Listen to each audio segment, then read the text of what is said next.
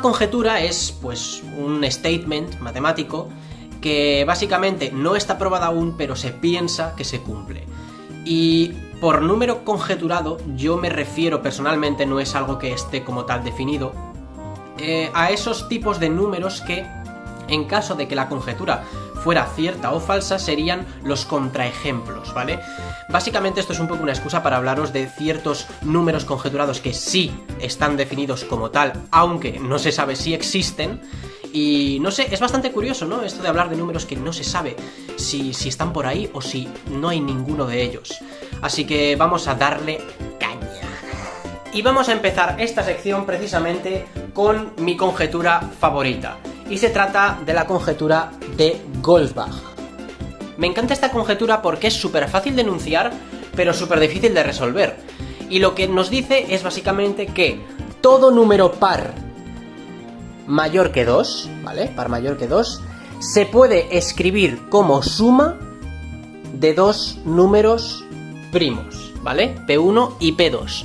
Y esto ocurre para todos los pares mayores que 2. Esto es lo que dice la conjetura y no se sabe, no está probado. Me parece increíble. Vamos a dibujar, para visualizarlo, la típica, pues, pirámide, o como queráis llamarlo, de Goldbach, en la que básicamente vamos a poner aquí los números primos. Entonces empezamos con el 2, 3, el 4 nos lo saltamos, 5, 6, 7, ¿vale? Y ponemos aquí lo mismo. Y lo que vamos a hacer ahora es trazar líneas paralelas, ¿vale? Y lo que vamos a hacer ahora es trazar líneas paralelas pasando por los primos. Genial, pues en cada una de estas intersecciones lo que vamos a hacer es escribir la suma de los primos, ¿ok? Entonces, esta intersección, ¿vale? Sería la suma de 2 más 2, o sea, 4. Esta de aquí sería 3 más 2, 5. Va a ser simétrico, así que no hace falta escribir todos los de la derecha también, pero bueno. Esto sería 3 más 3, 6.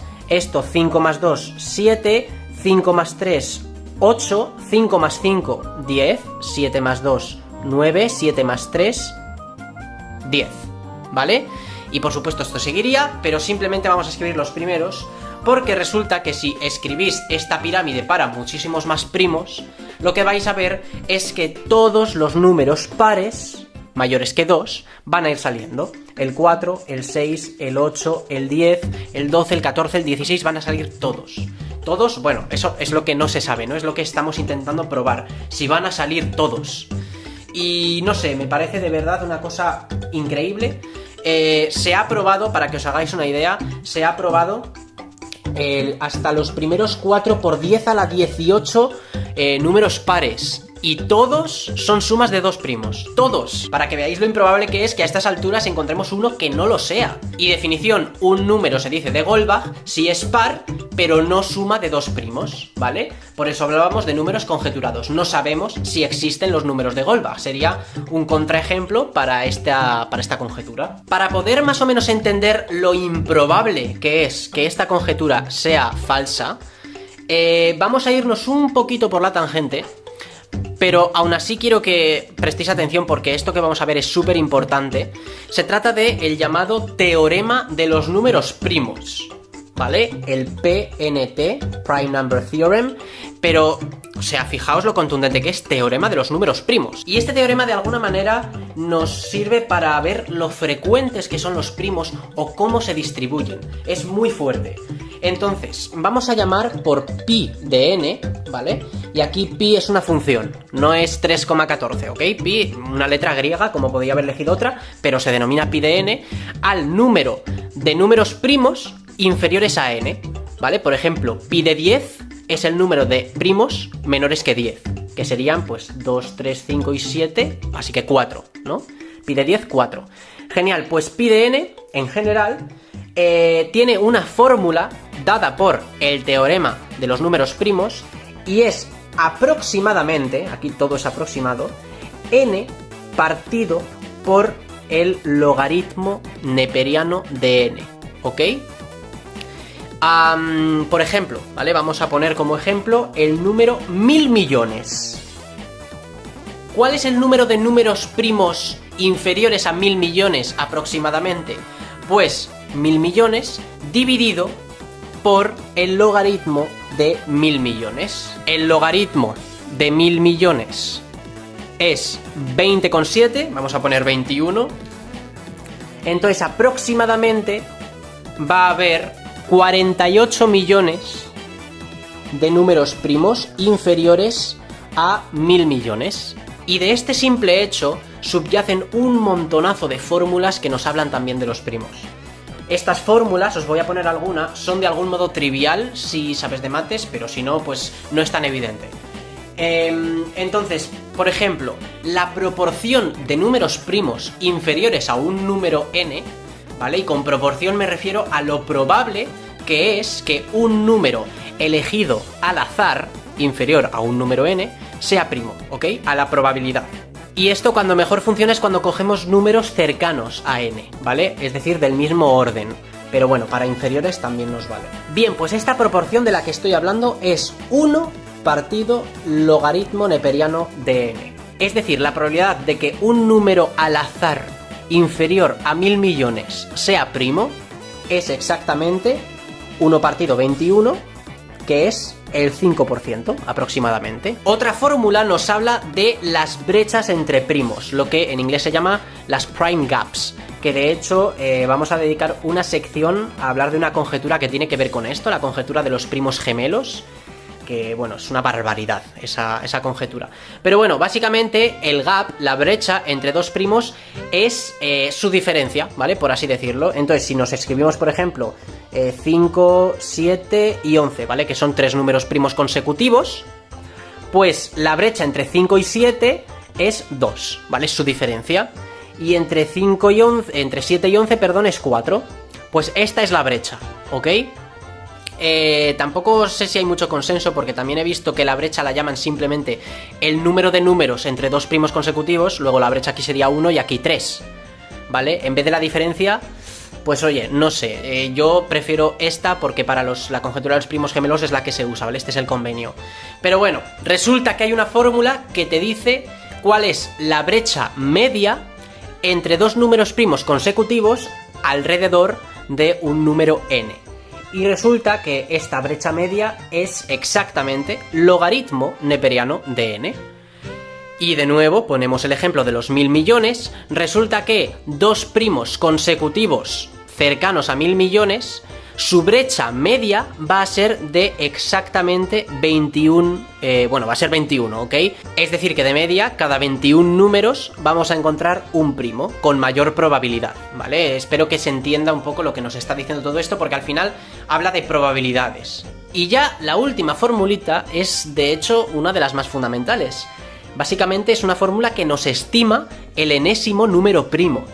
Y resulta que aproximadamente, y de hecho esta aproximación es un poco burda, pero bueno, el enésimo número primo es n logaritmo neperiano de n.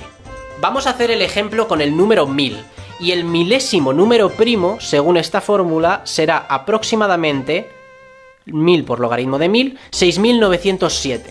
Pondré en una anotación cuál es verdaderamente el milésimo número primo, ¿vale?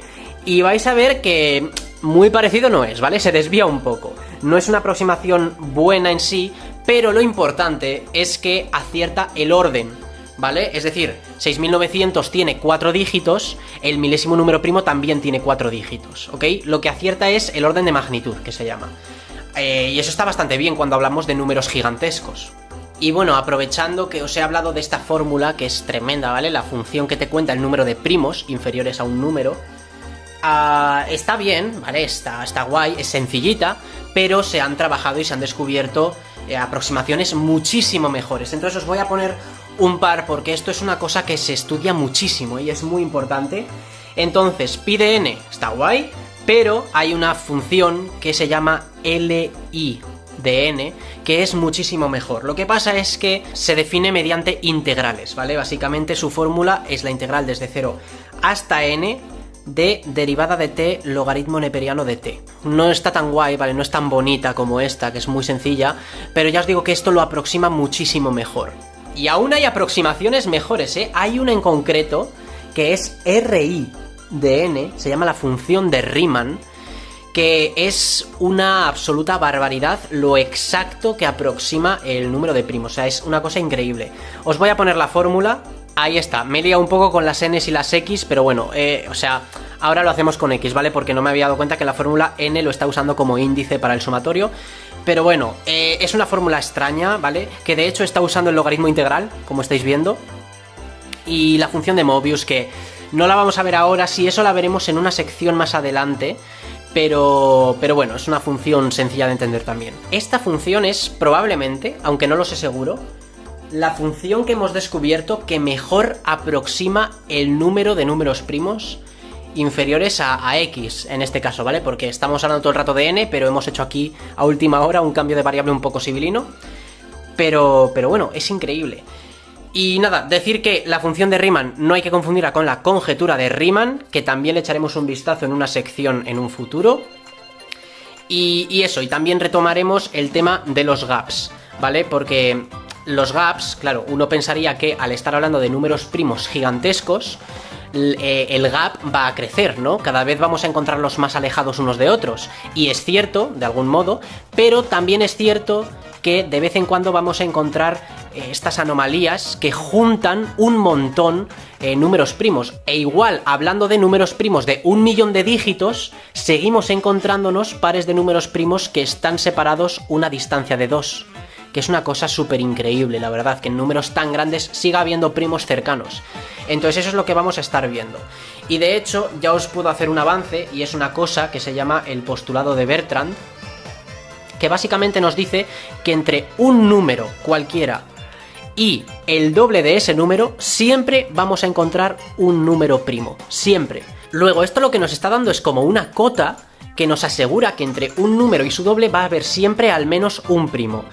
Y claro, esto para números pequeños no impresiona, pero para números grandes ya os digo que sí.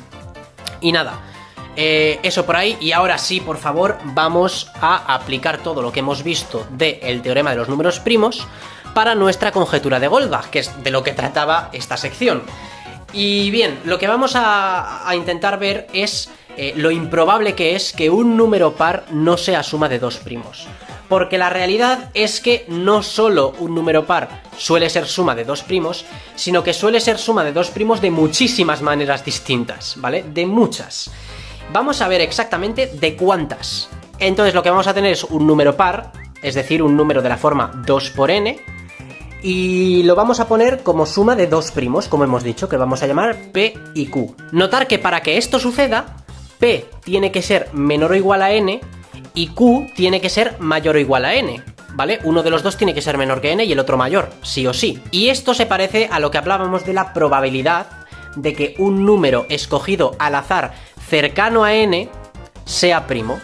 Y esta probabilidad era, como hemos visto antes, 1 partido logaritmo neperiano de n. Luego la probabilidad de que P sea primo cercano a n es 1 partido logaritmo de n. Y la probabilidad de que Q sea primo cercano también a n es 1 partido logaritmo de n. La probabilidad de que ambos sean primos al mismo tiempo es el producto, es decir, 1 partido logaritmo de n al cuadrado. Y para ver el número de formas de media en el que podríamos poner esto como suma de dos números primos, tendríamos que coger esto y multiplicarlo por n. Luego, este es nuestro resultado, ¿vale? N partido logaritmo cuadrado de n, que si lo hacemos para un número medianamente grande, vamos a poner de nuevo como ejemplo el 1000. ¿Será 1000 suma de dos números primos? Bueno, pues si hacemos 1000 dividido entre el logaritmo neperiano de 1000 al cuadrado, lo que encontramos es que no solo habrá una forma de media de poner 1000 como suma de dos primos, sino que habrá 21 formas de ponerlo como suma de dos números primos. 21 formas.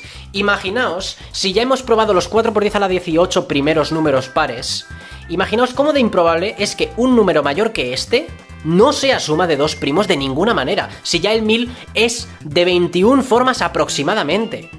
Es, o sea, absolutamente improbable, pero no se ha demostrado, luego es una conjetura. Así que ya está, esta era la parte de digresión que quería hacer para demostraros lo poco probable. Y hablando de formas de sumar dos primos para conseguir un par, fijaos una cosa, el número máximo de formas en las que se podría hacer esto es igual al número de números primos en el intervalo n medios n-2. ¿Ok? Lo que pasa es que, evidentemente, este máximo no siempre se alcanza. No todos los primos de este intervalo van a tener su correspondiente en el intervalo 2 n medios menos 1, de forma que al sumarse den n, ¿vale? Esto no va a ocurrir siempre. Bueno, pues hay veces que sí que ocurre. Y el mayor caso en el que esto ocurre es el número 210. Es decir, todos los números primos en el intervalo 105-208 tienen su correspondiente primo en el intervalo 2-104, de forma que al sumarse dan 210. Es como unos números que vamos, destrozan la conjetura de Goldbach, porque vamos, o sea, alcanzan el máximo de formas en los que pueden ponerse como suma de dos primos. Yo a estos números no tienen nombre, los llamo números avariciosos, porque es como que lo quieren todo, ¿no? Quieren que todos los primos funcionen. Y no sé, me parece curioso. Y ahora sí vamos a acabar esta parte de los números de Goldbach hablando de los avances que se han hecho, ¿vale? Que no son muchos, pero bueno, había una conjetura que se llamó la conjetura débil de Goldbach, ¿vale? Y básicamente lo que decía es que todo número impar mayor que 5 es suma de 3 primos. Entonces, bueno, esto es un poco raro. Veis que no es lo mismo, pero la estructura es la misma, ¿vale? Todo número par mayor que 2 es suma de 2 primos, ¿vale? Es como la misma estructura, pero cambiando algunas cosas. Resulta que si la conjetura de Goldbach era cierta, entonces esta automáticamente también es cierta. Lo que pasa es que esta sí que se probó, ¿vale? Esta se probó en 2013 y de hecho la probó un matemático peruano que se llamó, o se llama, no sé si sigue vivo, Helfgott, ¿vale? Así que esto está probado y de hecho de esto también se infiere otra cosa, que es que todo número par mayor que 6, esto ya se va apareciendo, es suma de 4 números primos. Entonces, como veis, bueno, se está haciendo algo de avance.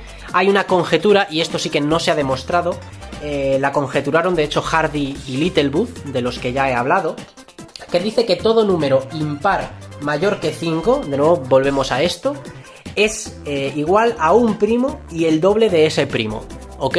Esto no se ha probado, pero eso, que sepáis que pues algo de avance se está haciendo, pero tampoco te creas tú. Bueno, y vamos ya a la siguiente conjetura, que es la conjetura de Collatz. Esta conjetura es súper famosa, bueno, más que famosa es infame, o sea... los matemáticos como que la odian bastante. Si un matemático dice que está trabajando en la conjetura de Collatz, es porque algo pasa en su vida, porque ese matemático está triste, ¿vale? La conjetura de Collatz básicamente te dice que si tú coges un número y le aplicas el siguiente algoritmo, si es impar, lo multiplicas por 3 y le sumas 1. Si es par, lo divides entre 2.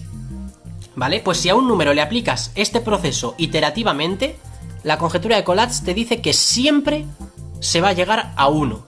Vamos a verlo con un ejemplo. Vamos a coger el 7. El 7 es impar, luego le aplicamos esto de aquí. Lo multiplicamos por 3, le sumamos 1. 3 por 7 más 1, 22. 22 es par, luego lo dividimos entre 2, 11. 11 es impar, luego 34. 34 es par, luego lo dividimos entre 2 y queda 17. 17 es impar, luego lo multiplicamos por 3, le sumamos 1, 52. Y ahora pues eso, vamos a seguir. 52 entre 2 es 26. 26 es par otra vez, luego ahora es 13. 13 es impar, luego se va a 40. 40 es par, se va a 20. 20 se va a 10. 10 se va a 5. 5 es impar, luego 5 por 3, 15 más 1, 16, y 16 es una potencia de 2, luego está condenada a irse hasta 1, 2 y 1. Bueno, lo veis, ¿no? 8, 4, 2, 1. Ha quedado un poco raro, pero bueno, al final, bueno, esta es una propiedad, no todas las potencias de 2 van a cumplir la conjetura de Collatz automáticamente, porque literalmente nunca van a subir, porque todo el rato van a ser pares al dividirse. El caso, esta es la conjetura de Collatz. Cojas el número que cojas, siempre te vas a ir a 1. Y un número de Collatz se dice aquel número que al aplicarle este algoritmo nunca llega a 1. De nuevo, se piensa que los números de Collatz no existen, son números conjeturados. Molaría en verdad, pero no.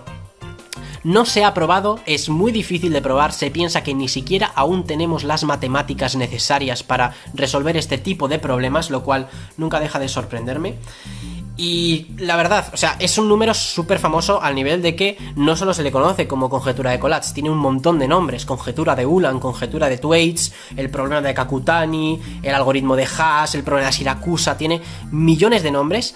Estos números de aquí se les llama números granizo, ¿vale? Lo cual, oye, pues ahí tenéis otra definición. Hailstone numbers en inglés, de hecho este también se llama el problema de Hailstone. Se supone que se llaman así porque el granizo, al formarse en las nubes, lo que hacen es ir hacia arriba y abajo continuamente hasta que al final caen, ¿sabes? Es como lo que está haciendo precisamente esto, ¿no?